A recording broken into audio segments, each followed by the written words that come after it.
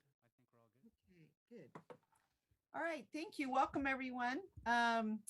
This is my last meeting as chair, and how fitting that in the year of COVID, I would be on Zoom. Fortunately, I've recently returned from international travel, and the protocol today, the country I was at just turned red the day I left. So the protocol was to get a test, but I had to wait 3 days. So right after this meeting, I'll be doing so. So in the interest of protecting all of you and me, I am appearing by Zoom. So there may be others similarly situated. What I'd like to do is, again, welcome everyone to Regional Planning Governing Board meeting, and ask our clerk to start with a roll call, please. All right, everyone hear me okay? Yes. Perfect. Okay, Von Hartung, Here? Naomi Dewar, Here. Jenny Breckus, Here. Jean Herman, Here. Ed Lawson, Donald Abbott, Here. Alexis Hill, Here. Diane Vanderwell, Here. Devin Reese, Here. and Bonnie Weber. Here. And I believe we do Great. not have a liaison position at the moment for this meeting. Oh, it looks like we have a full house here. So with that, I'd like to ask Alexis Hill if she would lead us in the pledge to the flag.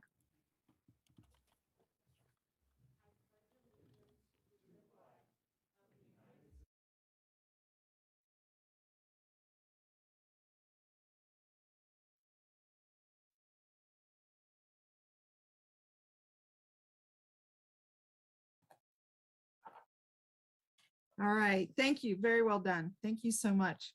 Our next item of business is election of officers, and today we will be electing a new chair, this one from Washoe County. City of Reno has been serving for the last year, and elect the vice chair from the City of Sparks. And I am looking for a motion, and I want to point out that for the last year, our vice chair has been Von Hartung from Washoe County, so he is a possible candidate for sure. Chairwoman Dewar, I would like to nominate Von Hartung to be our chair. All right. Is there a second to that motion? And could you say who that was? It was Bonnie Weber. Oh, thank you. All right. So I have a motion from Member Hill, second from Member Weber to have Von Hartung be our new chair. All in favor? Aye. Aye. Any opposed? All right, motion carries unanimously. Thank you, Mr. Hartung. I'll just finish out this item. We're looking for election of a vice chair from the City of Sparks. Could I get a motion? Madam Chair, Yes. Commissioner Hartung, I would nominate Ed Lawson as Vice Chair from City of Sparks. Excellent. Second. And who is that second? Councilmember Reese. Yes. Okay, thank you. All right, we have a motion for vice chair for Mayor Ed Lawson by Mr. Hartung and second by Mr. Reese. All in favor? Aye. Aye. Okay, any opposed? Guess I shouldn't oppose it. You better not Probably oppose. not wise at this point. Yeah. That's not really an option here, Mayor Lawson. All right, Okay. it sounds like we were unanimous on that as well.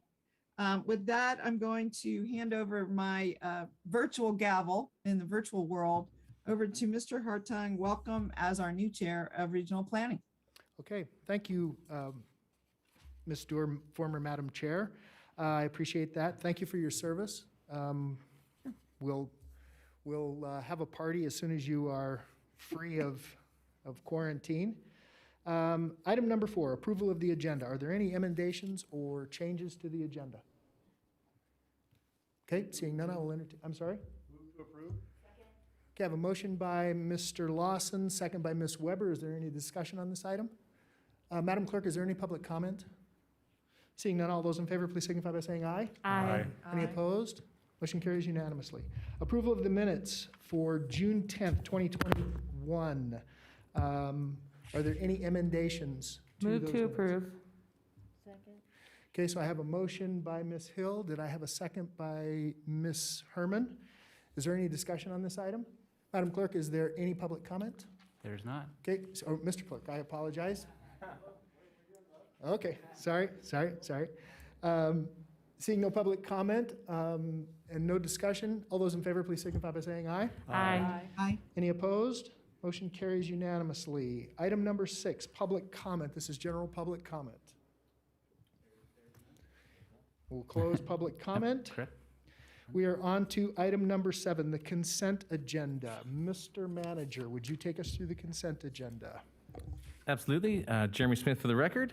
On the consent agenda, we have 2 items today. The 7A is a consideration and possible acceptance of the annual financial audit performed by Eide Bailey for fiscal year 2020. We have provided to you printed copies of the materials from Eide Bailey. We also have potentially on consent a final report of legislation and legislative items for the 2021 legislative session. Tom Clark is attempting to get on the call if we need him, or I think he might be on as a participant. So if we want to hear from either Nelsina from Eide Bailey or Tom Clark, they're available on the call. Move to approve. Okay? Before we do that, I know I have a motion and a second. Does anyone have any questions on the consent agenda? Okay, and we don't need any information from Mr. Clark. So I have a motion by Mr. Reese, second by Ms. Weber. Is there any discussion on this item? Okay, is there any public comment on this item? Clerks? We have received none for these items. Okay, all right. So seeing no public comment, all those in favor, please signify by saying aye. Aye. Any opposed? Motion carries unanimously. That takes us to item number 8, business of the day, item 8A. Mr. Smith. Thank you, Mr. Chair. Jeremy Smith for the record. Item 8A is a public hearing item. A regional plan amendment, RPA 21-003, Mesa Park Sphere of Influence Removal. Possible adoption of RPGB Resolution 21-07 regarding a mapping amendment to map 1 of the 2019 Truckee Meadows Regional Plan to remove 28 parcels totaling 33.6 acres from the City of Reno's Sphere of Influence, or SOI boundary. The subject parcels are located south of LaSalle Heights, east of Burks Boulevard, east and west of Mayan Avenue, and north of I-80. For this item, we have policy analyst, Nate Kusha. Welcome. Thank you. Good afternoon, members of the board. For the record, Nate Kusha, Team RPA. As Mr. Smith mentioned, this item is for a regional plan amendment for the Mesa Park SOI removal. So this proposal is a regional plan amendment to remove 28 parcels totaling roughly 33.6 acres from the City of Reno's Sphere of Influence boundary. The subject parcels are located in Washoe County, directly north of I-80, both east and west of Mayan, and within the Tier 2 regional land designation. The RPC heard this item at their last meeting and adopted a resolution recommending approval of the item to you guys. And regional planning staff also recommends that the regional plan amendment does conform with the 2019 Truckee Meadows Regional Plan. So as mentioned, the request proposes to remove 28 parcels from the City of Reno's SOI boundary. City of Reno staff indicate that the property owners initiated the subject proposal to allow existing homes, many of which were approved and constructed a long time ago under Washoe County, to be able to expand and be updated under the county's regulation. And it would alleviate the requirement for existing properties to install things such as curb, gutter, and sidewalk, and other infrastructure that is required by the City of Reno. So the current City of Reno Master Plan land use designation on the site is large lot neighborhood. This will translate to suburban residential in the Washoe County Master Plan. And this was due to policy RC2, Spheres of Influence. We have a translation table, land use translation table for when things move to or from a sphere of influence boundary. On the map, on the slide, you can see the pink, kind of pinkish area on the left side of the subject site there. That is some DCA area, just for reference. So with that, policy RC10 identifies the 7 criteria that the governing board must consider when evaluating a regional plan amendment. The subject parcels are predominantly built, and the translation from the large lot neighborhood Reno land use to the suburban residential Washoe County land use will not cause an increased density allowed on the parcels, and therefore will not increase regional capacities existing in planned developments, nor cause additional facilities or services burden. Although DCA does exist on the subject site, the parcels will be subject to Washoe County Master Plan policies regarding DCA. And the proposal will facilitate better intergovernmental coordination to the benefit of the owners of these parcels, as well as the health and welfare of the community, and will not impact the goals, visions, or policies of the regional plan.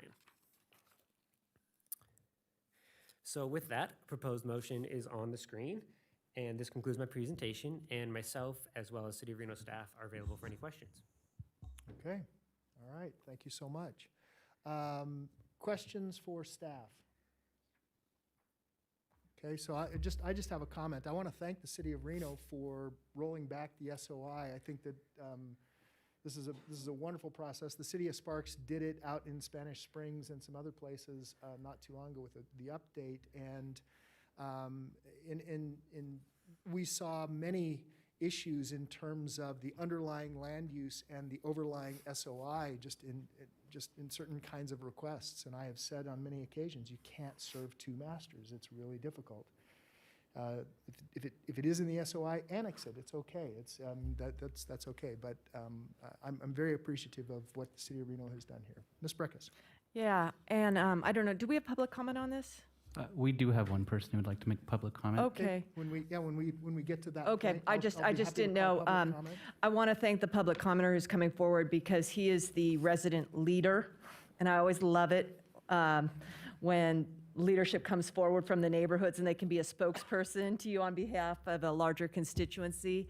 And he has done that. We had a Zoom call last spring, like over a year ago, and he explained the situation to me because it edges up into what would be my ward if it was annexed. And Reno's been very behind after we did our master plan and redoing our sphere of influence map and our annexation program. And there are reasons to have a sphere and an annexation program. We just haven't been able to emphasize long-range planning because we've been doing so much current planning and project entitlement during this growth boom. So this is a catch-up that probably should have been addressed if we had a more comprehensive view, but it was long overdue to let these unincorporated residents who would probably under almost all scenarios not be annexed by the city, and I'm still dealing with, areas that probably should have been annexed and built under county standards up in parts of Southwest Reno. And so I think that experience has given Reno some changed thoughts when we finally get to, where we want to annex and where not. But these are definitely a little unincorporated island that should stay unincorporated. So it's going to be very good and for them to be able to permit and have that direct representation under the county administrative staff. Thank you. Any other comments by the board? Okay, seeing none, Mr. and Madam Clerks. We're making it challenging for you today. You are. How would you like to be referred to? Clerk is fine if you want to do that. Okay, all right, I'm good with that. Go ahead. Yeah, we have one public comment. It is Brian Allegretto. Great.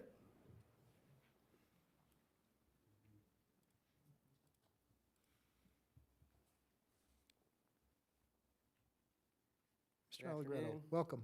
Thank you. So I'm just here on behalf of the 100% of the homeowners that signed the petition originally. We just want to thank you guys for all your time spent, especially Jenny and Jeannie and Alexis, who's our district splits them in the county and would be in Jenny's, like she said, if we incorporate it. So big relief to the homeowners. They have been waiting for a very long time to do a lot of important work on their properties. I think you'll see a lot of new projects and a lot of beautification and a lot of good things happening now that they're not being forced to put in infrastructure at their own dime before they're allowed to do anything to their homes. So we're very excited, and probably the permit department's gonna be busy with our neighborhood coming up here. So we just wanted to thank you and just make sure you didn't have any other questions today. Okay, thank you so much. Is there anybody else signed in for public comment? We have not received any more at this time for this item. Okay, all right, we'll bring it back to the board. Is there any other discussion on this item? All right, seeing none, I will entertain a motion. What? Oh, I'm sorry, Ms. Herman. I just wanted to congratulate the people of Mesa Park and thank you for all your hard work and for everyone that took part in this. It was a great thing. Thank you. Okay, thank you so much. Next time, just push Mr. Reese hard over into me. I did not realize that you wanted to speak. Forgive me. Okay, any other board member wishing to speak at this time? All right, seeing none, we will close that and I will entertain a motion. I'm happy to make the motion unless Commissioner Herman wants to, since it's in her district. Or the city, someone from the city, either way. Go Okay. ahead. I move to approve RPGB Resolution 2107 regarding amendment to the 2019 Truckee Meadows Regional Plan based on the findings listed in the staff report. Happy to second, Doer. Okay, so I have a motion by Ms. Hill, second by Ms. Dewar. Is there any other discussion on this item? Seeing none, all those in favor, please signify by saying aye. Aye. Are there any Aye. opposed? Motion carries unanimously. Congratulations. Well done. Thank you for your advocacy. Okay. Mr. Chair? Yes, ma'am. Before we move on, I just wanted to say I had received a text or two from others trying to join the meeting. And so they did, actually, they just dropped off, one of them. So I wanted to make sure that Jeremy knew that. I sent him a text, but he's in the middle of a meeting. So this is really the only way I have to communicate. So, We should be okay now. I found a little radio checkbox button in the Zoom settings, and I don't think that should be an issue for the rest of the meeting. But I also Okay, think good. everyone is in the meeting now, of course. okay, good. Okay, But very we got good. it figured Thank you. out. Thank you, Naomi. Okay, thank you, Ms. Dewar. All right, that takes us to item 8B. Mr. Smith. Thank you, Mr. Chair. Jeremy Smith for the record. Item 8B, presentation, discussion, and possible direction to staff regarding the history of projects of regional significance at the Truckee Meadows Regional Planning Agency and a review of PRS guidelines. Those are found in RPC Resolution 13-06. For this presentation, you'll have, again, Policy Analyst Nate Kusha and myself. Mr. Kusha. Thank you again, members of the board. As Jeremy said, we're going to go over a brief history of project of regional significance and the resolution that outlines the guidelines for them. So first off, to get this started, you guys had some specific requests regarding the project of regional significance guidelines. So we wanted to ground ourselves in projects of regional significance, the history, how they came about, and what has happened since, so we could really get a good footing to go forward in looking at these in the future. So first off, in 1991, Assembly Bill number 647 was passed, and that required the Regional Planning Commission to adopt guidelines and procedures for determining a project of regional significance. So following that, in 1993, the RPC adopted Resolution 93-2, which were the first guidelines for the project of regional significance. So since then, the guidelines have been amended 5 times, adopting 5 different resolutions, changing the various pieces of the guidelines. We're going to go through each time those have changed pretty quickly, because a few times, and just kind of do the highlights of what changed each of those times. So starting in the year 2000, they were amended, and any of the kind of water-related thresholds for projects of regional significance were removed, and this was due to the fact that the Western Regional Water Commission was created at that time, so they thought it was no longer necessary. At that time, we also added in any capital improvement project from the Washoe County School District was added to be a project of regional significance, as well as any solid or hazardous waste management project. Following this, in 2004, there was a variety of changes. We removed quite a bit of items you can see up there, including performing arts center and convention facilities, social service facilities, historical, archaeological, cultural resources, as well as the 2 previously added items of the school district and the solid or hazardous waste management projects. We added then alterations of stream channel or any new or significantly expanded landfill. Following that, in 2006, the major change here was we added the applicability section, section 4 of the PRS guidelines. This outlined kind of the applicability of the guidelines, and there were really 4 specific things. There's some rules for what happens with redevelopment of projects and how we consider those PRS, as well as hotel properties. We also put in a section there saying that all phases of a project will be counted cumulatively towards the total threshold number to determine if it's a project of regional significance. And we also added in the new threshold that if a project is amended or changed in any way, if it increases the impact by 10% or more, then we will reconsider the project. Or if it hits any new threshold that the project previously did not hit, then we would also reconsider that. Following this, in 2009, we added just one thing, and that is the loss or degradation of paleontological sites would be considered a PRS, and that was due to some new legislation that was passed at that time that required us to add that in. And then finally, the most recent change in 2013, we didn't add or remove anything, any of the thresholds or guidelines. We simply changed some of the language to be that the project is X, Y, or Z to the project will require change in zoning, special use permit, amendment to master plan, tentative map, or any other land use approval. And this is really to kind of catch things a little earlier in the process, so they're not going through the total approval process and then realizing that they're PRS and need to come to us.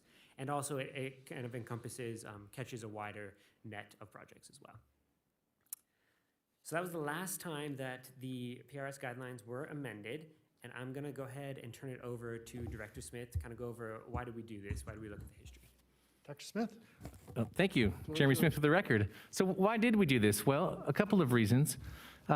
Number one is that you, the board, have requested us to look into a couple of items around PRS, namely an analysis of how many times or why are projects of regional significance reheard, and also the concept of schools as a PRS. So I think I'll try to take that first one, the next slide.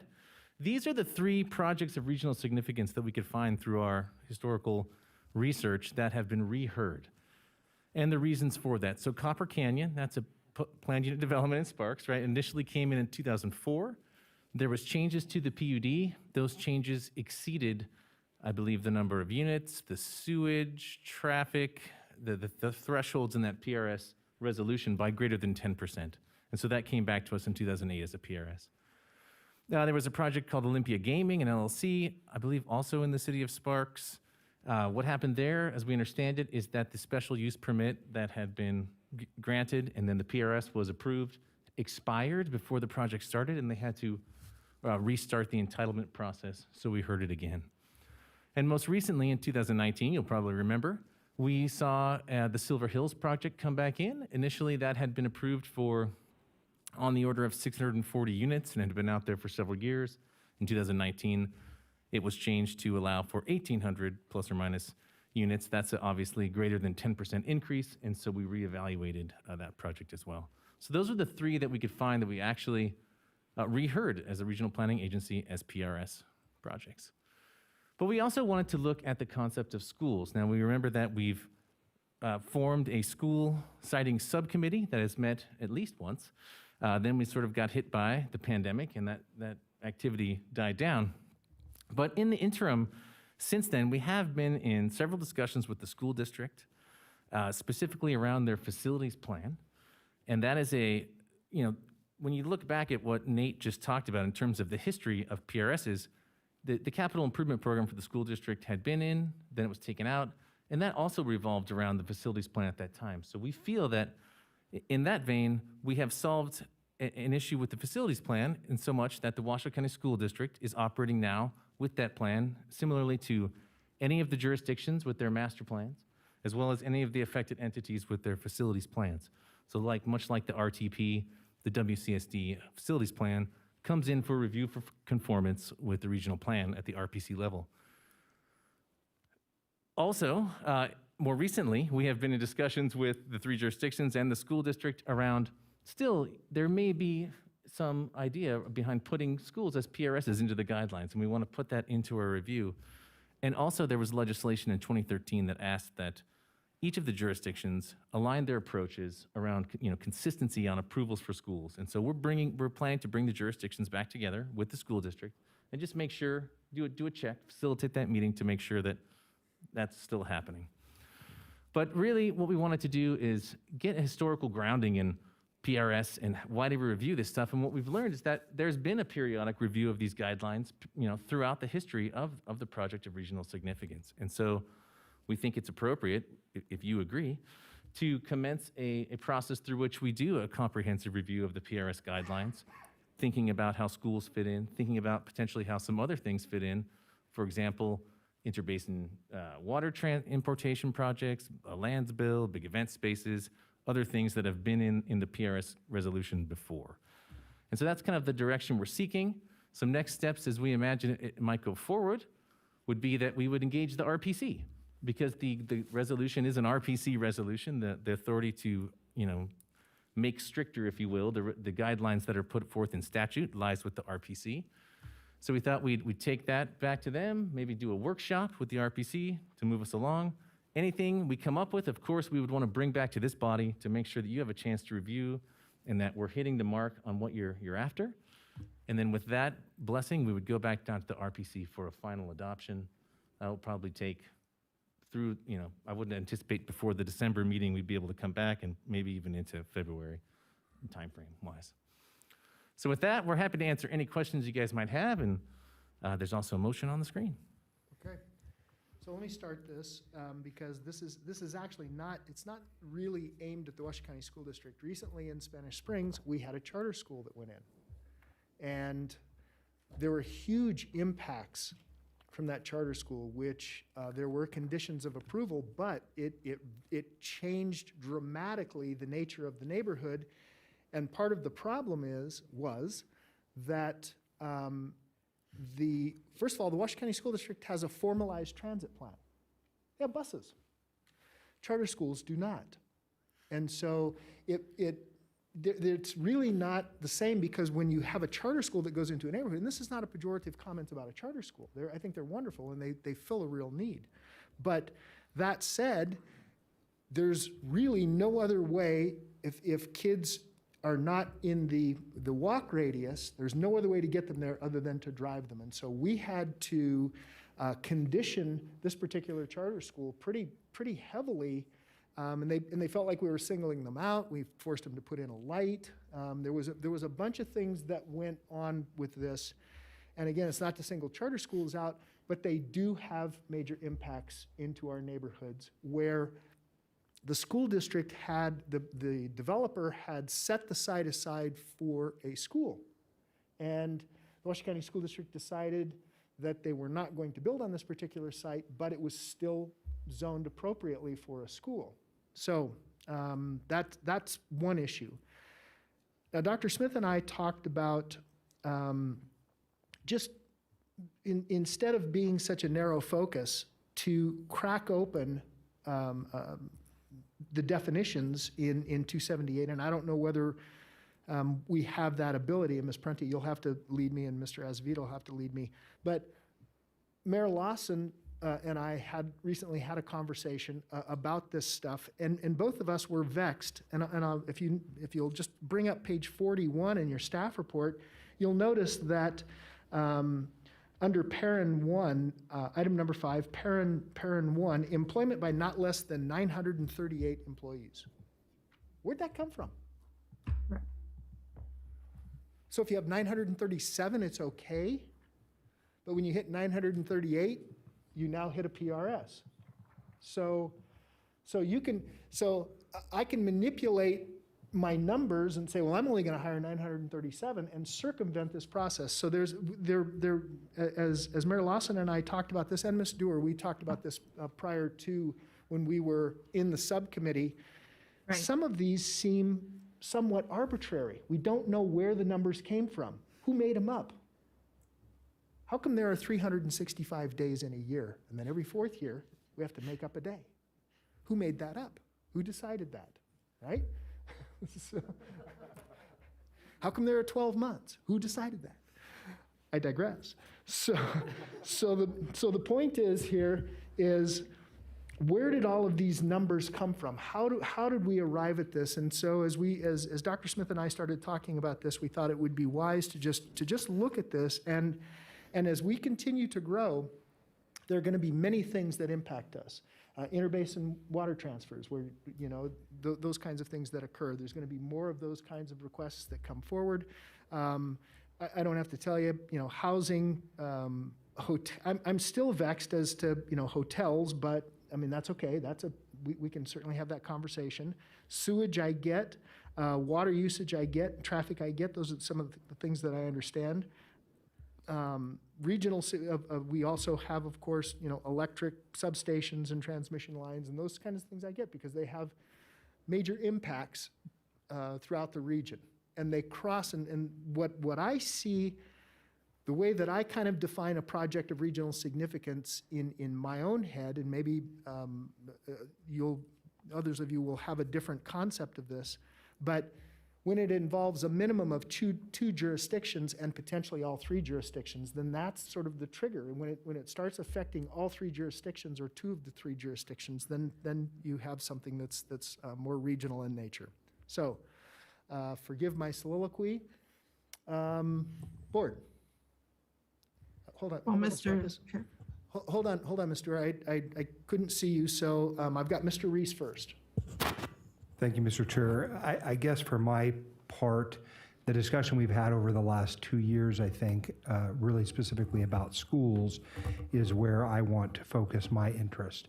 I am not sure I agree with everything that my good colleague, Commissioner Hartung, said about what the triggers are for when schools should be considered projects of regional significance, in part because I worry about the cost that it adds to the school district in making those determinations, and the time. And of course, time is money, especially in this region, and with prices being what they are. And so for my part, I think we had discussions early on, and perhaps it's just that I don't know what the school subcommittee, and I'm sorry, I apologize for not knowing what its formal name is, what that body decided was how it would be triggered. Because again, I see a small, let's say an elementary school, and one in which it exists perhaps in an existing neighborhood or an expansion that really is not a project of regional significance, especially because it affects, in most cases, I would think, probably in all of them, it would affect the city of Sparks very specifically, or the city of Reno. And in that regard, I don't know that I have any reason to sit in judgment on what the city of Sparks is doing with an elementary school within, the bounds of the city of Sparks. This whole conversation, of course, came about largely out of the discussions that were had over the Wild Creek High School site, and I know it has a different name now, but again, I guess I come at from the perspective that a city might, and also as someone who sits on the Capital Funds Project Committee for the school district, who has to really think about how the dollars are being spent, and shepherding those WC1 dollars are, I think, an important part of the process. So I don't want to see projects of regional significance create additional hurdles and barriers to the school district's success. And of course, we don't have a member of the school board as a liaison currently. Trustee Thigpen has left the board, and the new folks are just sorting out, who they are and what they're going to be when they grow up. And so those are my thoughts about it, and I'm certainly interested in hearing my colleagues' concerns, and so I'll leave it at that. Okay, thank you, and I'll fill in some of those blanks in just a moment. I know Ms. Dewar and Ms. Breckus, so either one of you decide. It makes no, I didn't hear you, Ms. Dewar. I saw Ms. Breckus first, and so I didn't see you up on the screen, so. Call anyone you want. Okay, Ms. Breckus, the floor is yours. So where did the thresholds come from? They're in statute. I think they were in statute since the origin, and I think they were part of the creation of the agency, which was a very unusual bill and process, and I've read the history and accounts, media accounts from what had happened, and I've talked to people who were there over the years. So, and I think a lot of that's documented. Now, it probably is of value to think, has there been inflation or deflation to those? My scant guess is probably not, but that's that question, or me responding to that inquiry that you posed, Mr. Chair. So number 2 with the schools is I do believe that there is a risk for us in using regional when we are not having the best permitting tools down at our lower jurisdiction. And we have a big problem at the city of Reno, I believe right now, with our public facility zoning.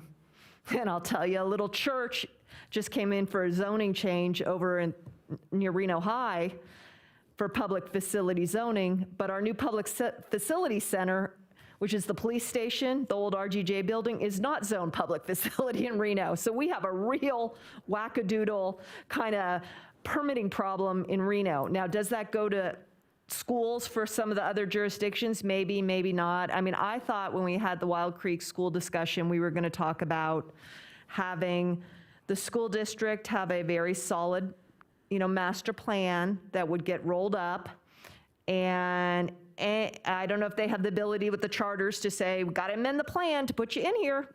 You know, if you're not in the plan needs to amend, you know. So that and I'm not on the subcommittee, so maybe you looked into that, maybe you didn't, I don't know. It would seem to me then there's another way, which is if it's in one of the jurisdiction master plans for a school and not just some big public facility, then, you know, maybe that's consistent, you don't go through. But I want to talk about the 10%, because the 10% is a quantifiable on something, whether it's industrial, residential, mixed-use project. It's quantifiable. It's quantifiable to residential counts, as you discussed, probably quantifiable to, you know, trip generation, maybe land area. But there's something that needs to get captured in those ones that have already gone through and then been amended again. And that is something that has regional impacts. An example I've been using for years, and I brought it up when it came through, was Evan Ranch PUD, which is a PUD that Reno approved many years ago, needs a lot of infrastructure, including expensive road infrastructure up Lemon Valley Drive. Well, it came through for amendment in 2014 or so, wasn't changing the unit count, but some of the access conditions were changed. And one of those was an extension, I think, of Lemon Drive that's now being piecemealed through, and it was gonna go through the Silver Knolls neighborhood. Never came up to this body. It absolutely had ramifications to the county and unincorporated neighborhoods. They changed the access, Reno did, through the PUD, and I believe we need to capture something like that. Is it a one-off? Maybe, maybe not, but it had regional impacts on that roadway network.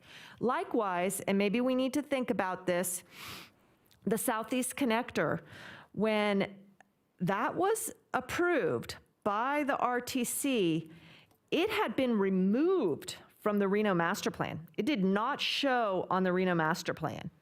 I believe it should have been shown on the Reno Master Plan, and the roadway networks are out of sync, in my view, with the Reno Master Plan. I won't make statements for other people's, but I believe the county is probably not showing that Lemon Valley Drive extension either. And so conformancy or concurrency with the plans on the road networks, I think, is one that has been missed. Maybe I didn't articulate this clearly enough, but I think the Evans Ranch one, even though it technically wasn't 10%, had big regional impacts, should have gone through. And likewise, how the road network expansion is shown, I think, is an issue. And I know I've gone on here a while, but West Meadows Estate in the Verdi area, off of West 40, there's a road that's piecemealing up the hill. People are there. They have no reliance on any regional road network plan. That I just bought a subdivision that's going on, and it's a road that's going to serve as a collector. We have the same exact story up above Damani Ranch. We need to make sure that this body has clarity on the regional road networks of collectors as we expand. And I think that's a big flaw that we have right now. If the RTC plan or the jurisdiction plans show these expansions, then it's there. But if it's just subdivision and tentative map creating a road network of collectors that no one knows about, that's not the certainty that we all aspire to in having good planning. Thank you. Thank you. Ms. Stewart? Yeah, I wanted to just speak to the issue that was brought up initially, which was the subcommittee. I served on that, as well as you, Mr. Chair, Vice Chair, or I'm trying to think about how to title you here. Anyway, Mayor Lawson, and also Katie Simon. And then we had a variety of staff participate and so on. And we began the conversation about schools. And it did drive out of the Wild Creek school discussion. And I think rightly so, because schools are expensive. And we want to make sure that those WC1 dollars, those capital dollars, are being spent wisely, and that there is congruency and agreement on the expenditure of the dollars. So I think it's important to have something like a project of regional significance for a high school, which undoubtedly has cross-jurisdictional impacts. The big question we were wrestling with for Councilmember Reese was not elementary schools by any means, but whether certain middle schools should also be projects of regional significance. And where they're located near boundaries, it seems that yes, especially on the traffic patterns. Chair Hartung began to talk about the experience he had with a charter school and the impact on transportation, because now you don't have school buses, you have all individual parents or whomever driving students to school individually. We had the same exact experience in South Reno in my ward, where a school was coming in, a charter school, into a neighborhood and drew from the entire region, and yet no bus system, a lot of traffic into a small neighborhood, small site, 10 acres. So I really believe that those kind of things should be looked at on a regional basis. It's not to hold it up. It's to make sure the dollars are being focused and well spent, and we're in accord on those things. I think big road projects should be similar. I hadn't thought about interbasin transfers, but it's not a bad idea. I don't think that, even though we have a Tumwa and Western Regional Water Commission, which I serve on both, neither of them talk about interbasin transfers in any particular way. So I do think it's a good idea to expand the categories. And I was very informed by the history. I actually asked Jeremy to put this on the agenda to take a look back, since we were sort of paused in this by COVID, to kind of gather our history. So I'm still remain supportive of the idea. I agree that I don't know how to tackle the thresholds. How many 625, doors or cars, or you had the criteria up a little while ago. I don't know how they were made. I'm sure there was a rationale to that. I'm not prepared to revisit it, but I am prepared to talk about what kind of projects might be important for us to look at. So thank you. Okay, thank you. Mr. Lawson. Yeah, I think for me, where does 938 employees come from? I want to know where the science is. It's what we hear all the time now. 625 rooms, why not 525 or 725 or 6,250 trips? And where's that number derived from? And what's the reason behind it? So for me, I don't think it hurts us to review a nearly 30-year-old statute now to see if it still fits in modern times. And that's, for me, I'm not so worried about the projects of regional significance in schools. And the other part of this is we're running out of land. There are not going to be too many more schools being built, high schools anyways, as we run out of land. So we're going to find ourselves in making schools in the neighborhood bigger or taller or whatever. So I think that's going to be an issue, but does that then fall under the project of regional significance if you're expanding? So those are all things to look at as we're looking forward to what our future is. And our future is pretty bleak as far as being able to continue to grow and add. We're going to grow up. We're not going to grow out at this point. So we need to start thinking in those terms, in my mind. Okay, all right. So, although this discussion came from what we called Wild Creek, which is now, they've changed it back to HUG.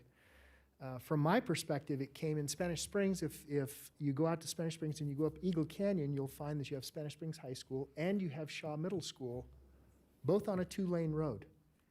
And it's had huge impacts in those neighborhoods to the degree now, and look, and I'm not faulting the Washoe County Schools, they did everything that they were supposed to do, but to the degree now where somebody has to pay to fix Eagle Canyon. And that somebody is likely going to be the taxpayers in Washoe County. We're talking to RTC about it because, to Ms. Breckus' point, it's now a collector. And the problem is that not enough right-of-way was set aside when all of those schools were built. So now we're in the position of taking between 50 and 75 houses as well in order to improve that, because we cannot get people in and out of the neighborhoods as well as the school traffic. So that's kind of the impetus, and it's not a blame game for me. It's just looking at how do we mitigate the impacts of anything, regardless of what it is. And I think that was the intent And it's not just having the local jurisdictions mitigate the impacts, because when you start talking about these larger things, and what I mentioned earlier is when you start affecting two jurisdictions, elementary schools don't typically affect two jurisdictions. Sometimes there's a little crossover depending on where they are in the boundaries, but their student population is relatively low. It's not nearly as high as you would see at a middle school or at a high school. So you don't see a lot. But here's what I will tell you. I live on a street where there is an elementary school down the street. I have been there since that elementary school has been built, having been there 34 years. Back in the day, when my kids went there, there was not nearly as much traffic. Kids walked. It's amazing. Kids do not walk nearly as much. I see virtually no kids walking or riding their bicycles these days. I see the buses passing my house, and they are, on their best day, half full, usually not even that. And the throng of traffic going down East Sky Ranch Boulevard now is parents taking their kids. And by the way, they are the worst infractors of speeding. And I've called them out before. I'm sorry. They are the worst. Because they're late usually. They're trying to get their kids to school, and they're trying to get off to work, and et cetera, and they're trying to, other things. So they are the worst infractors in my neighborhood. So that's why when I talked to Dr. Smith about this, schools are a component, but there's so many other things, and to Mayor Lawson's point, and I think you're absolutely right. Some of these schools they're gonna grow up. And maybe we say if the school already has a footprint, that's not a trigger that we would review necessarily. I mean, I don't know the answers. That's a discussion that we can have. So I'm open to, talking about this. I think we still need to, because we've sort of modified this concept, I think we need to form a subcommittee and go through the process. We can use the same subcommittee that we had before. We've got new members. Perhaps there's an appetite for other members. Maybe we can increase the size of the subcommittee. How many did we have? Do we have 5? Mr. Chair, we had 3 members from this body, and there were 3 members from the RPC that participated as well. Okay. And the trustee Holland was For some also. reason, I thought we had 4, but okay. Fuller would have been Katie Simon Holland. Okay, thank you for that. Hold on just a second. Ms. Weber, did you have your hand up? No. Okay, I'm sorry. So, hold on, Ms. Breckus, and then Mr. Reeds. Examining the statute, and if the theme is, impacts jurisdictions, think about the thresholds, that's one path. And it's not a bad path in terms of the timing right now, because, you're teeing up to the session. And I think there's some models out there. I don't know a lot about California, but they have these local area formation commissions that really do look at the boundaries, annexations and everything. And maybe it is time, because some of the projects of regional significance are best dealt in our more mature state at the local level through good local permitting processes, and you just capture the other agency issues like annexations, but also schools and so on. So I don't oppose that. The projects of regional significance change, doing a 6th Amendment, I'm a little not clear that I see a driving need for that right now, because the school issue doesn't seem particularly burning. And we left so many hanging chads on the regional plan. We're going to deal with one today, right? And that work needs to move forward. So when I hear Dr. Smith say, we'll come back in December with iteration 6 of the projects of regional significance, I'm like, well, let's just finish off what we said we were going to do when we adopted the plan and hang that out there for the next 5-year update, which is 3 years away, is my recommendation to the board. And if you want to visit the statute, by all means, tee that conversation up, because that is not relevant to the plan, obviously. So those are just my thoughts to what, we're discussing today. Thank you. Okay, thank you. Mr. Rees. Thank you, Mr. Chair. I think for my part, because the proposed motion and the item on our agenda is very generic, just direct staff to go forth and do the thing, I'm happy to do that. I don't know that that requires the committee to meet, other than some general direction that we've given today. For my part, I want to make sure that any discussions that are had at the staff level will include the school district and making certain that they are part of those discussions very intimately from the beginning. My guess is, as to the various numbers that seem random to us today, that they're related to population size, and they were, as the legislature is prone to do, they assess population, and sometimes round numbers are not, easy to have when population is applied to matrices. But I'm certain that they can be updated. But again, because I believe that the school district doesn't necessarily have voting representation on this body, I want to make sure that in the staff, that they are given an absolute opportunity to participate. So I'm prepared to make a motion if my colleagues would like. Okay, hold on. Okay, so, hold on just a second, Ms. Weber. So I would venture to say, when you look at 938, somebody probably proposed 1,000. This was probably done in the spirit of compromise. Somebody proposed 1,000, and then somebody said, no, let's do 900. And then somebody said, no, let's do 950. It was probably a back and forth, especially when you have a random number like 938. It just doesn't make any sense as to how that was arrived at. So I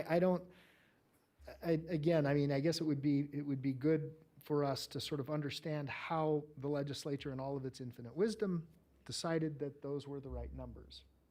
And I don't disagree with any of the comments that have been made today, not one of them. So before we entertain a motion, Ms. Weber, the floor is yours. Thank you so much. For the years that I've been on this committee, I'd like to say that everybody, all the conversation is needed.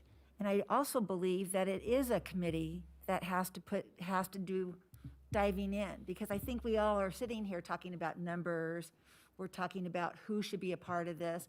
And so I truly believe that the best way is to make a committee, if that's what we can do, and have us talk about it. And of course, the school board.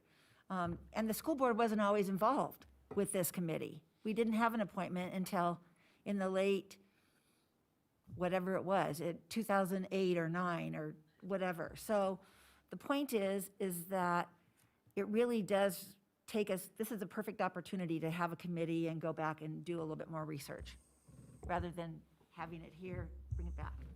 Okay. Thank you. Yep, no, and you're absolutely right, Ms. Weber, and you've served on regional, you were here for a very, very long time. And I know the idea was proffered to have a member of the Washoe County School District as a voting member.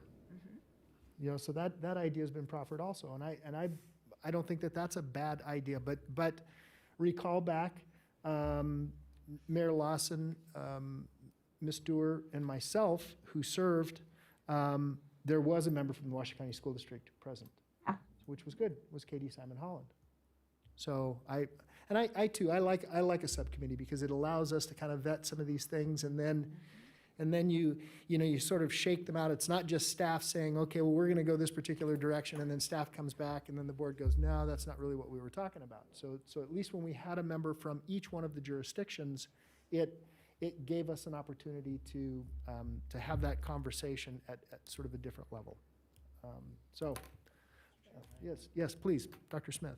Hi, Jeremy Smith for the record. I'd just like to recommend that if you do form a subcommittee, that we include the Regional Planning Commission, because my understanding is that the Regional Planning Commission is really the owner of the resolution, of the guidelines for PRS. So I think having the joint committee would be the best way forward.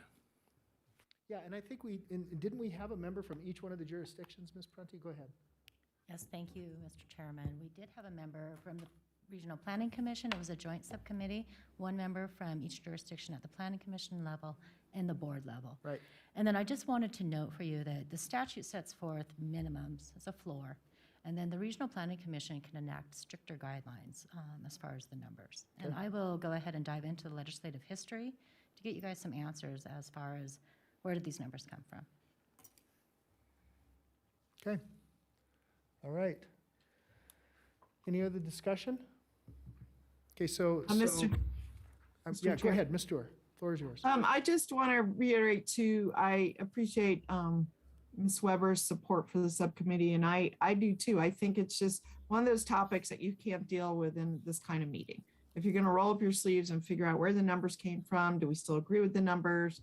And should there be any other additions to what is required to go through the project regional significance review?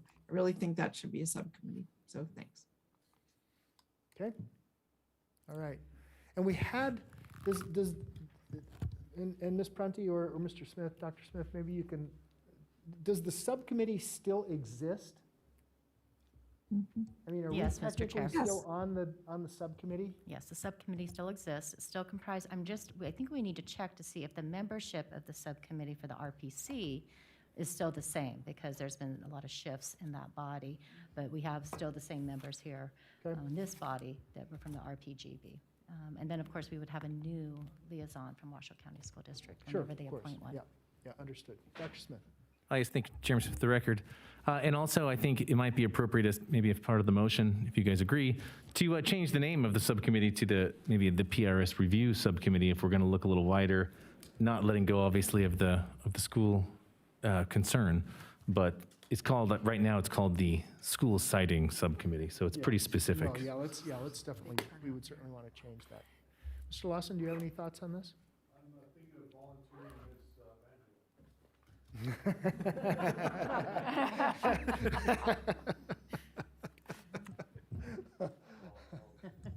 You mean voluntold, right?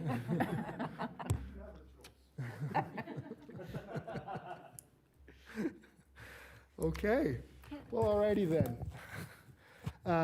Ms. Weber, A thought. please. Thank you. In regards to this, I think it would be interesting to make sure that the representation was fully a full representation. For example, my ward doesn't have other people that know what's happening in Ward 4.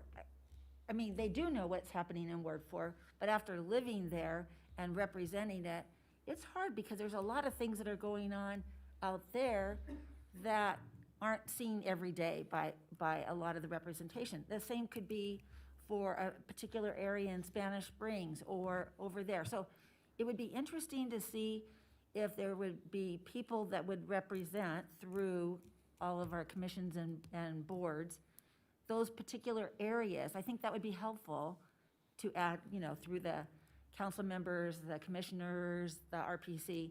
So anyway, I just wanted to throw that out as an idea or something. Yeah, and I want to make this clear. This is not meant to be adversarial. That's not the idea here. It is not. It's just to look at this, to take a deeper dive and to try to understand, even to Ms. Breckis's point. I mean, there's a very, very cogent argument as to, those things that just sort of show up and then all of a sudden they affect multiple jurisdictions. So I think that's a very, very valid point. So let's figure out who would be on this. So there's a couple of ways we can either nominate or put people on, or we can all put our names into a hat, and whoever gets drawn is who it is. We do random. So yeah, I left my hat upstairs also. And I'm happy to stay on the subcommittee if and again, this is not meant to be adversarial. I don't want to, this is not pointed at the Washoe County School District. This is not pointed at charter schools. This is looking at a wider scope of Washoe County, of what projects of regional significance really look like, what triggers them, and how that review occurs. Because I think there's no one at this table, at this dais, who will disagree with this. Our region is getting smaller. It's absolutely getting smaller. So that, there's just it used to be much bigger, but it is, just by the nature of growth, it's getting smaller. Ms. Breckis. Yeah, I'm willing to serve from Reno, and I have to leave right now. I think I have the deepest history on the agency, and I carry that history from others who were there. Dave Ziegler, Alex Fittinghoff. You know, I kind of was the new person and heard it from the Leanne McElroy. So, you know, and starting in 1998, working when she was a NAB member up instead on that boundary issues. So if you're looking for that person, and I don't want to fight anyone for it, and I know Ms. Dewar was on before, I'm willing to serve, but I am starting to take seriously the understanding that we do not have in the planning field a lot of people who were there around 20 years ago, even 15 years ago, that we're having our a retirement of our longest standing planner who started in 96 next month. I started in 98, you know, and I moved to elected, but there's a lot of memory and a lot of people gone, and it's good to have that information be able to be conveyed on to the next generation of people too, even if it's verbally. Scott Nebeski retired, so anyway, I gotta go. Thank you, bye. Okay, thank you. Yeah, all right. And, you know, I mean, if you want to talk about longevity, I started on the Citizens Advisory Board in the early 90s. So, right? And so I've been around Washoe County Planning Commission and regional planning, and then now as an elected. Mr. Reese. Thank you. Ms. Prunty, I guess my question is for you. I suppose I have oversimplified what I thought we were to be talking about today, because I did not realize that we were styled for action to create a subcommittee to do this. As I understood the item, it was to accept a report, I understand that part of it, and direct staff to begin a comprehensive review of the existing PRS guidelines for future discussion. Now, if you all want to serve on another committee, I myself do not. We have far too many committees and subcommittees that we are already serving on, so I will not be accepting the opportunity to do it. If you all want to do that, it does not matter to me. But do we have the ability to, under this action item, create a subcommittee, new whole cloth out of something? Or, I mean, I would be happy to just let the people who are currently serving on what was formerly known as the school something or other to go forward, but we're making more out of it than it is. I don't think there's anyone who's saying anything's adversarial. I don't think anyone is saying anything's bad happening. We're all saying the same thing, but we keep saying it. So I'm just trying to get to a point where we can make a decision. Yes, thank you, Councilman Reese. You have a standing subcommittee already that is formed. This is not styled for action to form another subcommittee. You could reconvene that joint subcommittee and then have them appoint new members accordingly. We Okay, could I'm also take this prepared to the make a motion RPC then. at their next meeting and ask them to appoint who they want to be on the subcommittee and bring this back at your next meeting as well. Okay, so the old subcommittee, as I asked before, It's- still it's exists? still there, Right, yes. right, okay. I'm prepared And they to can make a rename motion. themselves. Okay, hold on just a second. Okay, is there any other discussion? All right. Mr. Clerk, do we have any public comment? We do not have any digital public comment or in person for this item. Okay, all right, I will entertain a motion. Okay, I will move to accept the report of the projects of regional significance and direct staff to begin working with the existing subcommittee, however named, to accomplish a comprehensive review of the existing PRS guidelines for future discussion by this body, to include potentially a renaming of said subcommittee. Okay, is that I'll suitable? second. Okay, so we have a motion by Mr. Reese, second by Ms. Weber. Is there any other discussion? It was Vanderwell. Oh, I'm sorry, I That's apologize. quite all right. Have masks on. I'm looking down, I hear, it just came from that direction. I apologize. Motion by Mr. Reese, second by Ms. Vanderwell. Is there any other discussion? Seeing none, all those in favor, please signify by saying aye. Aye. Are there any opposed?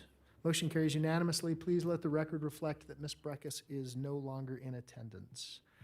Item 8C, presentation and possible approval on the 2020 Truckee Meadows Annual Report. Dr. Smith. Thank you, Mr. Chair. Jeremy Smith for the record. If I could make just a quick announcement in advance of that, if you don't mind. I just want to tell those folks out there that may be watching on the YouTube channel, might be having trouble logging into the Zoom meeting, if it's still requesting a passcode for you, the passcode would be 501374. Thank you. Okay, thank you. Okay, item 8C is presentation of possible approval on the 2020 Truckee Meadows Annual Report. I'll be leading that one. See if my mouse is on here. Okay, so the team are The Truckee Meadows Annual Report is required by statute in the NRS. It asks that local government and affected entities submit a complete report to the RPC and the RPGB indicating what actions have been taken during the previous year to support the regional plan. We have been in the process of trying to improve the Truckee Meadows Annual Report since we adopted the 2019 regional plan. For a long time, you know, I guess I've only been at the agency since 2011, but for that period, prior to 2019, the Truckee Meadows Annual Report was really just a collection of reports put on consent, shoved in a packet, and not really leveraged to really tell us what's going on. And so we've been continually, incrementally trying to make that better. And so with this most recent ask, we also tried to fulfill our statutory obligation to review the local jurisdictions and affected entities CIPs. And that actually is in advance of trying to lead us into our second initiative that Councilwoman Breckus mentioned, the Public Infrastructure Investment Plan.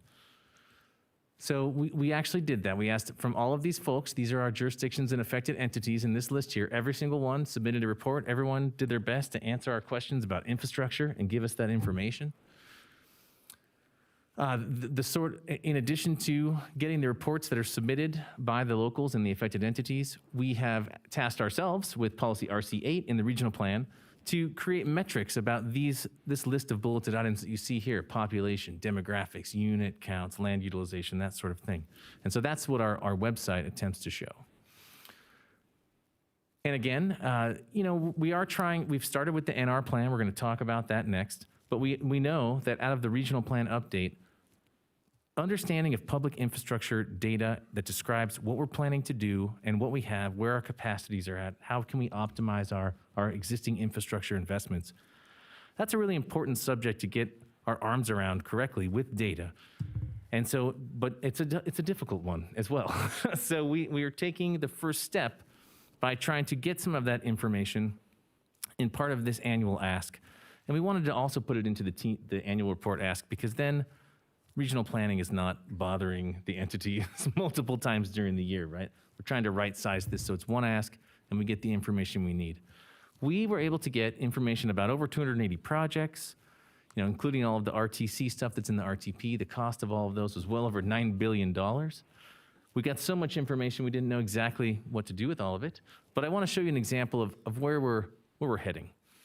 So the RTP is really well done, and it's spatially resolved. Every project in the regional transportation plan has a footprint, and you can see that sort of on my schematic map to the right there. What we're looking at is the TMSA. The different shades of blue are the different tiers we adopted in the 2019 regional plan, and then those kind of maroon lines on top of that are identified improvements in the regional transportation plan. Well, we wanted to understand how those interact with our tiers, because the tiering or regional land designation system is how we try to enforce the priorities and goals of the regional plan in terms of regional form. The bars on the left represent 3 main time periods of the regional transportation plan. List of projects. The first bar is a little bit less than the next bar, and then there finally is the big bar. Those are costs associated with all the projects in those year timeframes. The first 2 timeframes are only 5 years. The third timeframe is 20 years. So we took those spatial features, the line work, intersected them with the tiers, divided it up to see how are the projects and investments lining up in terms of our prioritization, which basically works concentrically from the mixed-use core out. And what we can see is that right away, in this first pie chart, the very darkest blue color and then the next darkest shade of blue represent investment from that first time period in the mixed-use core and in Tier 1. And so in the first 5 years, the RTP is indicating that it is very much aligned with our priority hierarchy for growth, density, and investment. That also is maintained in the next 5 years. There is a majority of spending, a little obviously less in the mixed-use core, quite a bit in Tier 1, this next shade of blue, but still over 50% of the funding for projects is in those 2 core areas. And that's a reflection of us working with the RTC and them incorporating those new tier concepts into their project selection process for the regional transportation plan. By the time we get out to the last project time period, that's when we're starting to have to move out into that Tier 2 area a little more anyway to realize, you know, the growth that we're going to be receiving, and that's where the tier 2 and other areas start to overtake. Another way to look at it would be the number of projects. So this is no longer about cost of projects, but here we're looking at the number of projects in each of the 5 tiers by the 3 periods, the first 5 years, the second 5 years, and the third 20 years. And I think what you can see right away is that the mixed-use core and tier 1 have some really high bars in them compared to tier 3 in the rural area, right? You can tell that up front, if you combine MUC and tier 1, it's actually more projects are being proposed, just like the funding kind of indicated, in those first 2 regional land designations. And so this is just fantastic because this is the kind of, analytic intelligence that we're trying to bring to the regional plan. We have policies, right, that say, hey, this is the way we think we want to grow, and here's the reasons why. Are the entities that we're overseeing for conformance actually doing that? Are there plans supporting it? And in this case, it seems to be very much so. So this is the direction we're trying to head to give us that understanding, and then also to indicate when it's not doing that, and then figure out why. Okay, so with that, I'm going to click on this link and hope that it goes to the website, where you can see all of the great work that Shawnee Souza and the team have been doing on the Truckee Meadows Annual Report website. Go there. Nate, possibly you could walk up to the podium and help me out here by bringing up that website. I'll just show you a couple of the graphs because you can examine this stuff at your leisure. But just to kind of give you a feel for, we've made some improvement to the site. Why is that? Will you please escape out of that?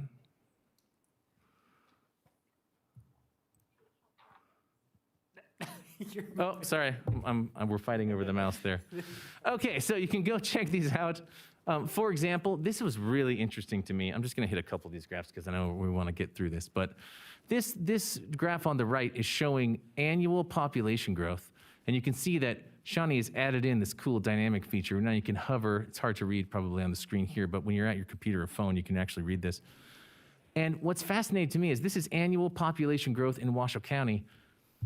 The trend looks pretty, what you'd expect based on what you feel in terms of our growth. But then this last year, 2020, I don't know if it's COVID or maybe it's what the state demographer's model was reporting, but we've had this significant drop in overall population gain. This to me, this is the number that's published. It's the governor's certified estimate, broken down by jurisdiction. But we're just really hopeful to see the results of the 2020 decennial census to really try to right size and figure out where we are as a community. But I found that interesting because we can juxtapose that, some demographic stuff, with dwelling units. And if you look over to this graph on the left here, what you can see is that since 2015-16, we've been steadily growing in the number of units that we've been building in the region. And that's indicated there, again, by jurisdiction in terms of the blue, green, purple. That would be Reno, Sparks, Washoe County. So that trend probably makes sense. We need housing, right? And then we also analyzed the dwelling units by the tiers. So what kind of dwelling units are we getting? This was a really interesting graph that I think I can click on it and it will become bigger. Here, this first pane is the mixed-use core, and the yellow line right here is multifamily. In the mixed-use core, we've had a huge influx of units in multifamily and not so much single-family. So you can start to tease out some of the patterns of how we've been growing in the region. One other thing I wanted to show, there's some land use information. This kind of shows us, this whole section tracks the land use decision-making process in terms of what are we doing? We're approving this development. What does that mean in terms of loss and gain of land use? Back in 2018, we had quite a loss of non-residential and a gain of residential. That's the Stonegate project. Over here, we have a loss in residential, a gain in mixed use, and other. That's a reflection of Daybreak, actually. So just kind of looking at what are the impacts of some of these things over time and how are our master plan land use designation areas changing. And then finally, we know that we had some interesting times last year. This is the job information. So we have our consensus forecast job prediction. We also have what's referred to as QCEW data from the Bureau of Labor Statistics, quarterly census of employment wages, I believe. And you can see how the industries break down. These are 2-digit NAICS codes over here. And then here we're showing the loss. Overall, we had a loss comparing the fourth quarter of 2019 to the fourth quarter of 2020. We lost 14,000 jobs in Washoe County.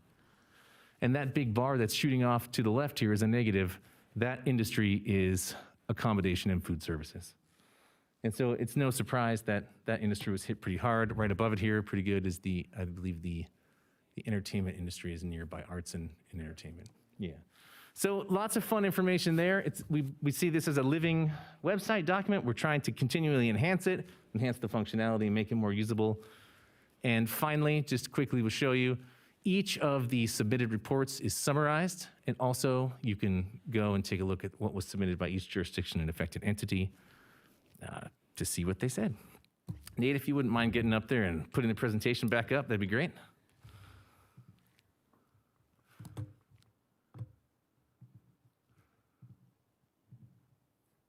Thank you, sir. So with that, I think it was just to put up this slide to say that's the end of my presentation. I'm happy to answer any questions. If not, there's a motion to accept that report on the screen and in your packet. Okay, all right, thanks for the fine print. That was good. There's a lot of it there. Any questions for staff? Okay. No I'll make a, questions. Mr. Chair. Hold on just a second. Oh. Ms. Hill. She wanted to make a motion, that's what I Oh, wanted to okay, do. so okay. let her- All right, go ahead, Ms. Stewart. I'm sorry, I thought you had a comment. Well, I had a comment and I wanted to make the motion, Go but ahead. it's not a must-do. I just wanted to say that Jeremy prefaced this presentation by saying that prior to now, this report was really just one of those for the shelf. They did it because they were required to, and no one looked at it. I think the way that they now have put this data together, kudos to the whole staff for working on this.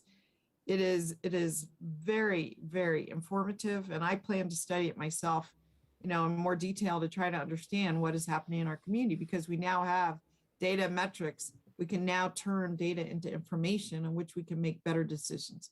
So I just wanted to give a shout out to Jeremy, the whole staff for taking taking a something and a nothing and turning it into a something. And I'd be happy to make a motion at the right time. Okay. Do we need a motion? It says for possible action. Is that required, Ms. Prunty? Is It's staff not looking for- required, unless is- you want to have is- a record of accepting. Is staff the report. looking for a motion? Yes, Mr. Chair, just to accept the report Okay. and the annual reports have been submitted. Ms. Stewart, the floor is yours. All right, just a motion to accept the report. Okay. Okay. Did I miss something? I'm No. sorry. It's like I'm having a session of throw your voice. It's it's really quite effective. So I have a motion by Ms. Doer, second by Ms. Weber. I don't think there's any public comment unless it's you, Mr. Kuchar. So is there anyone online that would like to make public comment, Mr. Clerk? There's not that I'm aware Okay. of. All right, so we will close public comment, bring it back to the board. We have a motion and a second. Any other discussion? Seeing none, all those in favor, please signify by saying aye. Aye. Are there any Aye. opposed? Motion carries unanimously. Item 8D, presentation and possible approval of the Natural Resources Plan scope of work for possible action also. Dr. Smith? Thank you, Mr. Chair. For this item, we have a presentation from Nate Kusha. Good afternoon again, members of the board. Nate Kusha, Team RPA for the record. For this presentation, we're going to go over the Natural Resources Plan draft scope of work, as well as introduce you guys to our team from Cardno, who have been hired on as our consultant for the data gathering portion of this project. So with that, what's our long-term goal with the Natural Resources Plan, right? It's really to have a centralized document of all the different natural resource information, including things like narratives, data and information, as well as maps, that's regularly updated and maintained, and really to inform policy decisions and be a resource for the region. So in addition, we're really hoping that this whole effort will lead to some policy implications that will guide improvements to our natural resource policies in our plan, and really in advance of the next regional plan update, that 2024 update, and hopefully to filter down then to the local jurisdictions' master plans. So with that, on the slide here, we have kind of a rough timeline of events as we see them at this point. Obviously, we identified the need for the natural resource plan with the previous plan update. We went through a consultant selection process. You guys were aware of that. You approved us some money. And now we're at this portion of data gathering effort, and that's really what Cardno's focus is going to be on as our consultant. Along with that, we're going to be doing some concurrent efforts to support this project, including some engagement and outreach, policy review and creation, drafting the document itself, and then all of that in effort to have some policy implications ahead of that 2024 update. Of course, maybe they will come earlier than that. We can implement things at an earlier point as well. And then that kind of top arrow after the data gathering, that's our kind of maintenance arrow, and that's kind of an important one that we're hoping to get out of this project is with all this data and information we're hoping to get to really keep that updated and maintained through this process and then into the future, so that that's a consistent source of information that people can go to have the most current information and data. So with that, we're currently, we're calling phase one is where we're currently at in this project, and that is really the scoping, the project initiation, and the kickoff. So on July 26th, we had a steering committee meeting. So we put together a steering committee of different stakeholders that are involved in natural resources, including one planner from each of the local jurisdictions are on that steering committee. And we presented a first draft of the scope of work. We got a lot of feedback, had a lot of discussion about it at that point. We refined that to the scope you guys actually see today. We brought that to the RPC at their August 2nd meeting. We got some feedback from them. No changes were really made to the scope, but we did get some feedback on how to interact with the maybe different tribal governments and things of that nature. So it didn't change the actual scope document itself, but helped us get a firmer footing on how we're gonna go forward with the project. So now we're here to you guys with the scope that is attached to your packet, and we're gonna briefly kind of walk through all of that and hopefully get your guys' approval. So phase two is what we're scoping out. That consists of 3 different tasks. We have the outreach and engagement task, the data gathering task, and the policy implications task. Go through each of those briefly. First one being that outreach and engagement. So this task is really going to be mostly led by Team RPA. There is a role for our Cardno consultants throughout this task. Most of it will be fairly minor, and we'll be taking the lead on a lot of it. One thing to note is the first kind of stakeholder forum we're looking at doing. That'll really be there, our Cardno will be there to really establish some contacts and to really just kind of get their foot in the door with a lot of these different entities that we're going to be looking to get natural resource data and information from. We'll then have a second stakeholder forum that will be kind of post data gathering to kind of present what we've got, where we're going, and to get some feedback on it at that point. Other than that, we'll be doing some general public outreach, and we'll be working on the kind of resource topic area narratives. We're going to have some different subgroups with some RPC members serving on those to kind of write up some narratives around these different natural resource topics and kind of get an idea of some implications, things we might want to look for, why we're looking at these, etc. At the same time, we'll be doing task 3, and that's really the data gathering effort. This is where our consultant Cardno's main focus is going to be and where most of the money will be allocated to. And this is really to gather all the different data and information we can get from different natural resource entities. So we're going to be doing like an initial assessment of existing data streams or data that we already have in-house. We'll be identifying all the different data providing entities and compiling and organizing all of the data we get from them, as well as outline a data maintenance plan to really keep things updated, as I mentioned. And then finally, we'll be creating a data dissemination plan. So how are we going to get this data out there? How are we going to show it to the public? And things like map viewers, et cetera. Finally, task 4, that's the policy implications. So we're going to be creating maps to visualize data and information gathered through the process and to help support the policy creation.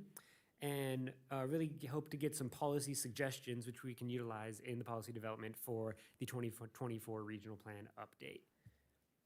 That'll be a lot of us, as well as Cardno, helping with the mapping, and ideally we'll have some money kind of left for this task for Cardno to maybe write us a memo on some policy implications and suggestions. So with that, moving into kind of the cost of the whole thing. So we had the $50,000 allocated for this project you guys approved. That first $5,000 is going to go towards this task right here where we're scoping it all out, figuring out how we're going to go about this. And then the other three tasks, tasks 2, 3, and 4, we're going to be running concurrently. So as you can see, most of the money is allocated towards task 3, which is that data gathering, which is really what we're hoping to get from Cardno. That's the main focus. Hopefully with that money that you see here, we can complete that and then have a little bit left for task 2 and task 4 for Cardno's help there as well. If we need to kind of reallocate some of this money to that task 3 to make sure that gets done, we'll take it from one of those 2 tasks and Team RPA can fill the gap there without Cardno's help if needed. So these monies can shift around a little bit. The focus, again, is to get the data gathering done, and that's what Cardno is going to be utilized for. So with that, we're looking for you guys' input and feedback, any questions, concerns you have on the scope. Before we get to that, I am going to go ahead and turn it over to our team from Cardno so they can introduce themselves to you guys. I'm not sure if we have one or both of them, but we can do that, and hopefully they're there. Colleen, are you there? Maybe.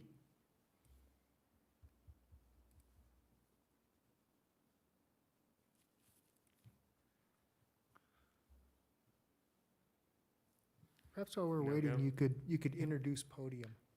No, I'm sorry. I asked her to start her video, so Okay. we'll stay tuned. Well, I think we'll just turn it over to you guys for discussion for now.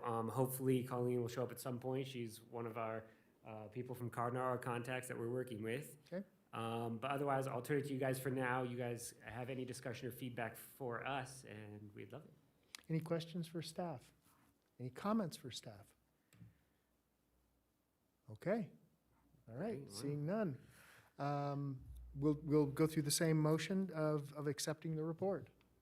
I'll entertain a Mr. motion. Chair? Yes. In this case, we do want to make sure that we have your approval on this because we want, that way we can move forward with your blessing on getting it done. Okay. All right. Okay, have a motion by Ms. Weber. Do I have a second? Second. Second by Ms. Hill. Is there any other discussion? Is there any public comment on this item, Mr. Clerk? We have received no digital public or in person for this item. Okay, all right, seeing none, I will close public comment. We have a motion and a second. All those in favor, please signify by saying aye. Aye. Are there any opposed? Motion carries unanimously. Okay, that takes us to item 8E, discussion and possible action on the annual performance evaluation for the Director of Regional Planning. Ms. Prunty, the floor is yours. Thank you, Mr. Chair. Jessica Prunty for the record. You have before you a memorandum from myself with Director Smith's evaluation scores. This is a compilation in the aggregate with an average score at the bottom. And also enclosed are some comments that various members forwarded on in their individual evaluation results. I would note that Director Smith went up slightly in all categories from his interim director evaluation, and except for staying static in 2. And I'm here to answer any further questions, but turn it back to you, Mr. Okay, Chair. do you have any questions for Ms. Prunty? Okay, I'm gonna. Mr. Chair?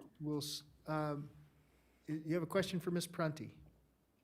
I had Yes. a comment. Okay, hold on just a second. Hold on here. So, Dr. Smith, what can I say? Well done. 9.6. That's a gold medal in any Olympics. So yeah, I'm impressed. I'm pleased and not surprised. Ms. Stewart, the floor is yours. Yeah, your gold medal comment, you took the words right out of my mouth.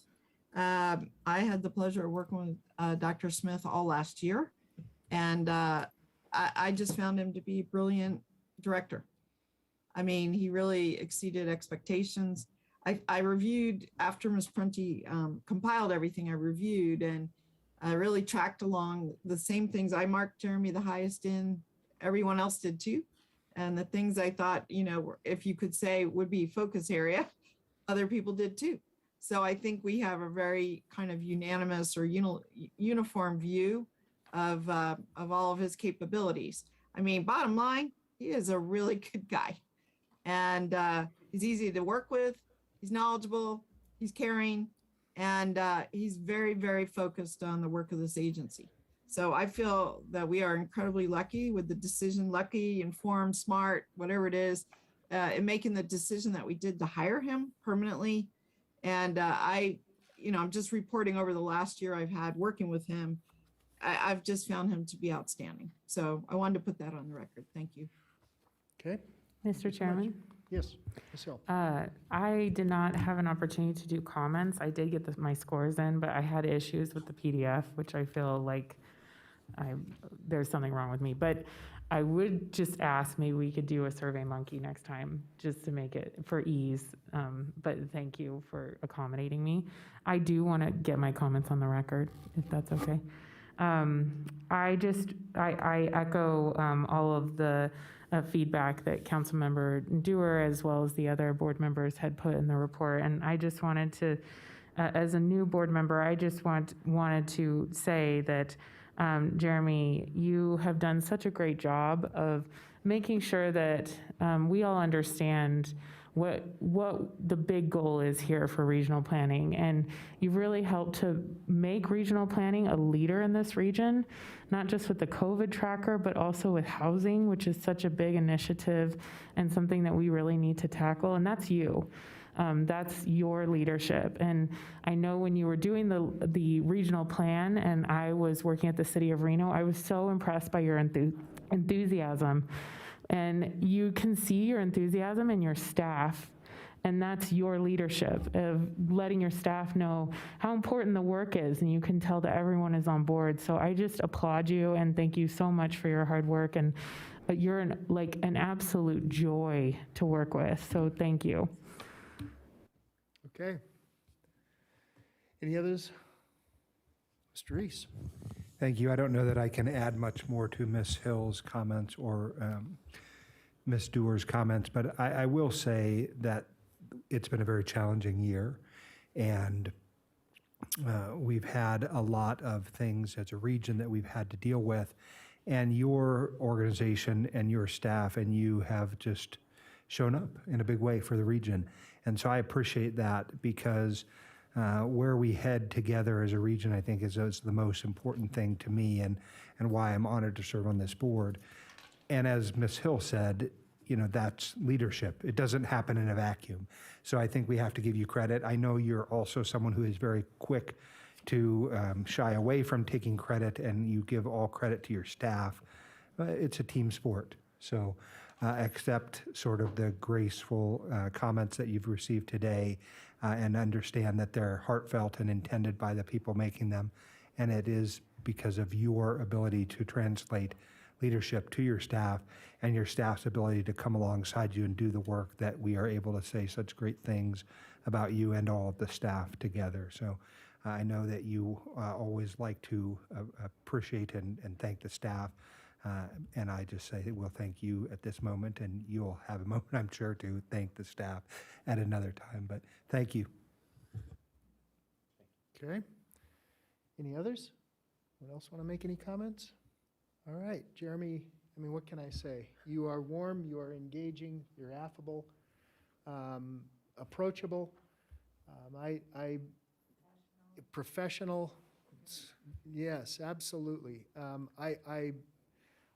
I don't think I've ever had anyone in the community or at other agencies that has had an opportunity to interact with you say a terse word. You're an amazing addition to our organization. I am very appreciative of your being here, and look forward to many years of your service. So, what kind of action are you looking for, Ms. Prunty? You got a suggestion of SurveyMonkey versus the vexing PDF, fillable PDF. And I apologize for the vexing fillable PDF. No, it depends on what version you have, and they can be a little tough. And this form has been around for a long time, and I worked with it and turned it into a fillable PDF a couple of years ago, and I'm completely open to the idea of circulate this in a different way to make it easier for everyone to complete it and return it. So absolutely, we'll look into SurveyMonkey or something of similar nature for next year. Okay, I look forward to that. Mr. Reese. Well, I suppose I'm just trying to figure out, because I am one of the more junior members of this body.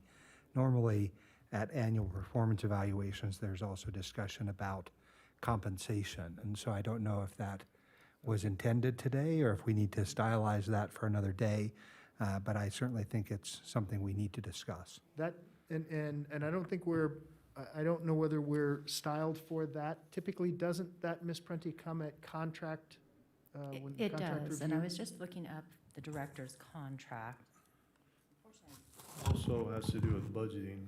It has to do with We got a budgeting. budget from the entities. Exactly. My recollection is that that is scheduled, that we purposely structured, that we would have the evaluation come forward at this meeting, and then any discussion of increases later on as we start the budgeting process. And so I believe that that might be an item for the October or potentially the December meeting. Okay, makes sense to me. I suppose for my part too, in order to have those, if you set it up that way historically, it sounds awesome to me to do it in that fashion. But for me too, I need to understand sort of a survey of salaries. So I assume, is that, Ms. Prunty, your office takes a lead on that type of an issue? I can certainly do so, Councilman Reese, Okay. absolutely. So we can do a Understand. survey of salaries. And I'm not quite sure what the thought process was when we went through this the last year with the increase that was given to Director Smith, and I know that he generously spread that amongst his staff. He did. But I'll go back and make sure that whatever you want of me, I can bring back a salary survey for you, if you would like. Okay, for And I me, know I that- would appreciate that. It will be a necessary component of me being able to evaluate it when the time comes. And so if that falls upon you in a small agency, I would appreciate that. And what happened last year is that authority was delegated to the chair when she negotiated the contract with the director as far as a salary. And we did go through and look at other comparable salaries at the time. And so that's what this body had done in that regard. Well, and I Directing- have every faith in Mr. Hartung to be able to carry that out if that's the way it will go as we move forward. And I apologize for my lack of sort of background or knowledge about it. I trust Mr. Hartung implicitly about it. Thank you. Thank you. Okay, Excuse me, Ms. Weber. because I thought we actually had that conversation in a meeting when we talked about our budget, but it seems to me we're saying that maybe we didn't, and that Member Dewar or Chairman at that time, I think we did have that discussion, We did. right, here at the, Yeah, we did. okay, Mhm. good. Yep. Dr. Smith.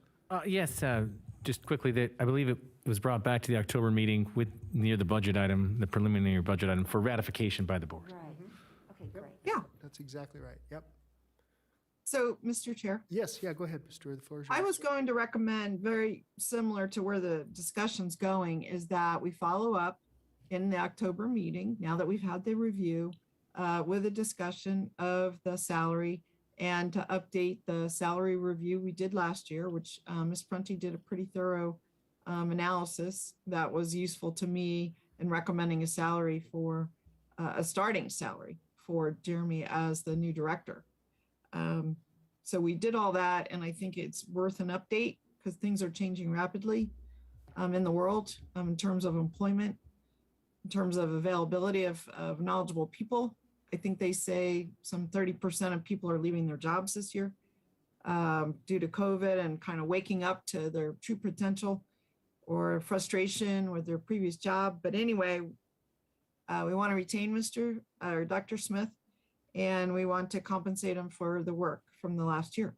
So I recommend we do exactly that, bring it back for October consideration. Okay. All right. Are there any other comments at this time? Okay, so I will entertain a motion with that concept. If you'd like to memorialize that in a formalized motion. Sure. Sure, I'll make a motion that we bring back to the October meeting a review of salaries of comparable positions styled in such a way that we can award a salary increase, a bonus, or a combination thereof.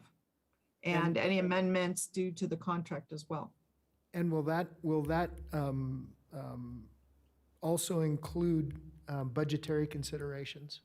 Yes, but I will remind the board that we approved the budget that started in July 1 of this year. And it did already include an estimate of raises for all of the staff, including Dr. Smith, an approximate amount. So Right. there's money budgeted. I understand, but I just want to make sure that that's brought back so that everyone Of course. understands what's in our budget. Okay?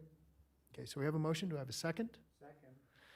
Okay, so we have a motion and a second. Is there any public comment? We've received none for this item. Okay, so we have a motion and a second. Is there any other discussion on this item? Okay, seeing none, all those in favor, please signify by saying aye. Aye. Aye. Opposed? Motion carries unanimously. Item number 9, Dr. Smith, well done. Reports. Thank you. Yes, No, we very don't have good. the Washoe County School District here, so No. we can skip over 9A. And go ahead. Thanks, sir. Jeremy Smith for the record. I guess I would just start by saying thank you very much for your very kind words in the review. I really appreciate it. And I'm really happy to be doing this job. I'm really enjoying it. I love working with everyone. I mean, working with folks in this region is fantastic. And I do have to give it up for my staff, who are absolutely amazing. They do everything I ever ask. They don't complain. And sometimes it's a little ridiculous. So thank you very much for that. Okay, so next meeting is going to be on October 14th. Hopefully, we'll still be in this room together. Please stay tuned for a Natural Resources Plan stakeholder event announcement. Again, we don't know exactly what that will be. Given the conditions, we'd like to do something where we get people together, but it could be an online thing. We'll have to see how it goes. Let's see. I think you may have noticed that we're incrementally improving our agendas, and now we have some hyperlinks. Hopefully makes it a little easier to deal with. I don't think it was the perfect implementation. We're happy to receive any feedback that you might have for us via email to continue to make those better. The new school board liaison has not yet been selected by the Board of Trustees, but they are indicating that will probably be Beth Smith, and they're going to vote at it at one of their next meetings. So by October, we will have a new liaison, and most likely will be Beth Smith. Let's see, next meeting, I will also plan to bring, as we've made our new kind of protocol, a preliminary budget for the October meeting, so we can start to talk about that. Usually we'll bring maybe that back in December as needed. I'll talk with the city and county managers to make sure that everything is copacetic, and then ultimately look to approve that budget in February. And then finally, with the technical difficulties of the Zoom meeting today, we will ensure that in all cases, if we're doing a Zoom meeting, that we have a meeting ID and passcode on the agenda as well. That's the first time that setting has backfired on us. So we'll just be sure to learn from this experience and make it better next time. With that, thank you Thank you, Shawnee. Shawnee has indicated to me that I have one more item for my report. And that is, if you have a physical copy of the regional plan, we'll get you version 6 because we amended it today to include the rollback. And also, if you don't have a paper copy but would like one, please let us know via email and we'll make sure you get that. Thank you very much. Okay. Any questions? Yes, Ms. Hill, go ahead. I don't have a question, but just for the member comments, I have a member comment. Is that appropriate for this time? Yeah, I think, well, yeah, it is, yeah. Mhm. Oh, okay. I just want to thank Councilwoman Dewar for her leadership as chairwoman, and you've done a great job. It's been fantastic to work with you this 6 months. You're so passionate about the work that we're doing on the board, and so thank you very much for your work. Thank you very much. Wow, that was unexpected. Thank you. Okay, Mr. Reese. Thank you, and Ms. Hill jumped in line, so I'll have to deal with that later. But Councilmember Dewar, for my part, I want to also thank you for being the chair. And if you were here, we might have flowers or other, niceties. But I will say it was a challenging year for everyone, and we continue to face some challenges. But I think that your efforts and certainly working with Dr. Smith so very closely helped us as a region in a way that perhaps other people won't be able to observe. And so sometimes that's hard because none of us are doing this for the pat on the back, but it is oftentimes nice to get one. And we don't get them very often. And so for my part, I just want to thank you for all that you did in the time that you served as the chair and also to just say, you know, I continue to learn from you every day about especially regional issues, certainly water issues, and it's just the kind of quiet grace and elegance that you lend to the discussion that helps to improve our region. So I'm super excited for you to be able to go do other things as you focus on other boards and not having to do some of the minutia that comes with being a chairperson, but also know so very indebted to your service. So thank you for that. Oh, thank you. Thank you. Okay, Jeremy made it great for me, I'll tell you. thus the 9.6. Team effort. Any other comments this time? Okay, no, and Ms. Dewar, again, I thank you, as I thanked you at the beginning of the meeting. Thank you for your service, I appreciate it. Sure. But I know you're not going far, so. I'm not. It was a wild, wild year. I will That's just right. say that. And look, as a board, I'll just say this. We did a lot of good stuff last year despite COVID, maybe because of COVID. I mean, as a team, we actually brought the COVID risk meter to fruition with the support of this board starting last July, August. And look where we are today. It's now a tool that's used by the Washoe County Health District that they maintain. We, unfortunately, with the COVID are having to start meetings again with doctors, but that's to be expected. But there are other things, this natural resource plan that we had no comment on today. That is something that we began last year. The project of regional significance, we didn't do a lot on it last year, but we did work on other things, such as doing a much better annual report, something people could actually use. So I am very pleased with the leadership from the whole board and the work the staff did.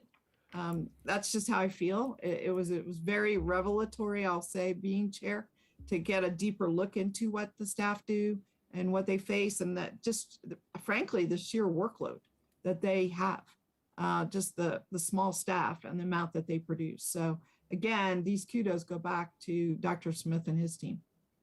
And our board, I think we have a great board. I really do. Okay, thank you so much. I would define that as a well-oiled machine. Okay, all right, any other comments? All right, we'll close item D and take it to item B, rather, and take it to item C, legal counsel. Yes, thank you, Mr. Chair. Jessica Prunty for the record, nothing to report.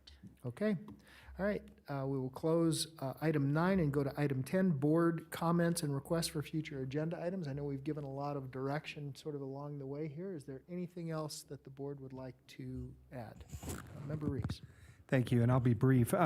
Is there, I don't know this building as well as my own, but is there a system for identifying who wants to speak that is more elegant so that you don't have to sort of be scanning the room at all the times? Like, I don't know, could I put up a little pink flamingo on the edge and then you'd know?